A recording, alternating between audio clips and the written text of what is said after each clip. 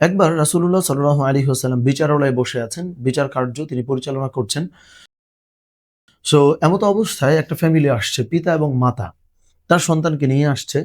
তো আসার পরে ওমরে ফারুক রাদিয়াল্লাহু তাআলা আনহুর কাছে অভিযোগ করা হয়েছে বা কমপ্লেইন করা হয়েছে যে আমার যে সন্তান সে হচ্ছে যে হে আমিরুল মুমিনিন আমাদের কোনো কথাবার্তা শোনে না। সো আমি হচ্ছে আমার সন্তানের বিচারটা আপনার কাছে দিতে আসছি। সো যাই হোক বিচার করবেন ওমরে ফারুক রাদিয়াল্লাহু তাআলা আনহু।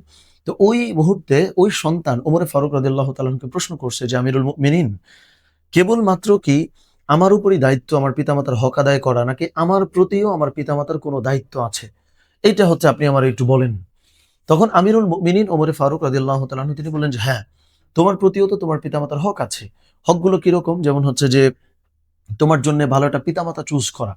মানে বিয়ের আগে থেকেই কিন্তু একজন পিতা বা মাতার এই দায়িত্বটা বর্তায় যে আমি আমার সন্তানের জন্য কিরকম মা খুঁজে আনবো। আমি আমার সন্তানের জন্য কিরকম পিতা খুঁজে আনবো। সো এটা ১ নম্বর দায়িত্ব।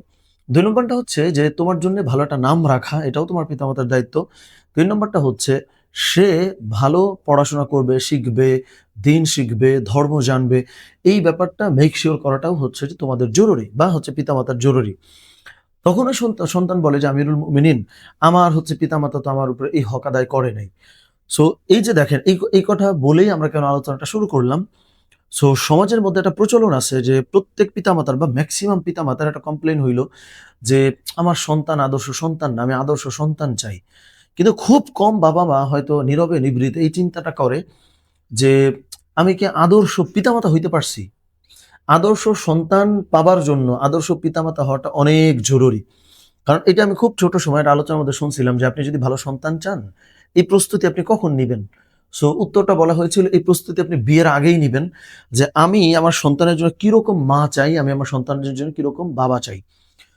সো আমাদের এই আলোচনার মূল সারমর্ম যেটা দাঁড়ায় সেটা হচ্ছে যে আমরা শুধুমাত্র আদর্শ সন্তান চাই এটা নিয়ে যেই পরিমাণে আলাপ আলোচনা করি যে পিতামাতার সঙ্গে বেয়াদবি করা হয়েছে, জুলুম করা হয়েছে। কিন্তু সন্তানের প্রতিও যে নানাবিধ উপায়ে তার হকটা আদায় করা হয় না, তার প্রতি somehow জুলুম হয়ে যায়। এরকম অনেক কিছুই তো হয়। এই ব্যাপারটা নিয়েও আমার মনে হয় সমানভাবে সমাজের মধ্যে অ্যাওয়ারনেস আসাটা জরুরি।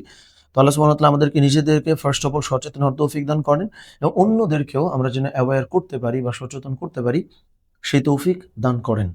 আমিন। আসসালামু আলাইকুম ওয়া রাহমাতুল্লাহি ওয়া বারাকাতুহু।